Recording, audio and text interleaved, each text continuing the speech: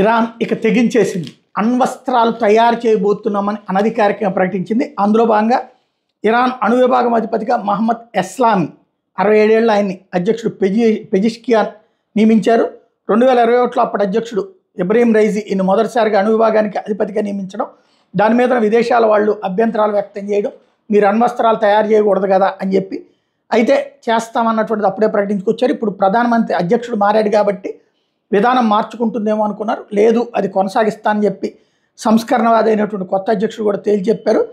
2018లో అధ్యక్షుడు రౌహానీ హయాంలో రవాణా పట్టణాభివృద్ధి శాఖ మంత్రిగా బాధ్యతలు నిర్వర్తించినటువంటి ఆయన అమెరికాలోని డెట్రాయిట్ టొలెడో యూనివర్సిటీలో నుంచి సివిల్ ఇంజనీరింగ్లో పట్టాలనుకున్నటువంటి ఎస్లామీకి దేశ సైనిక పరిశ్రమకు సంబంధించిన విస్తారమైన అనుభవం ఉంది. ఇరాన్ అణు విధానానికి ప్రత్యక్షంగా తోడ్పాట్లు అందిస్తున్నారంటూ 2008లో Iran defence industries and research institute చీఫ్గా ఉన్నటువంటి ఎస్లామీ మీద ఐక్యరాజ్యసమితి ఆంక్షలు విధిస్తే ఆయన్నే ఇప్పుడు చీఫ్గా నియమించడం అన్నటువంటి ఇరాన్ తెగించి చేసిన పని.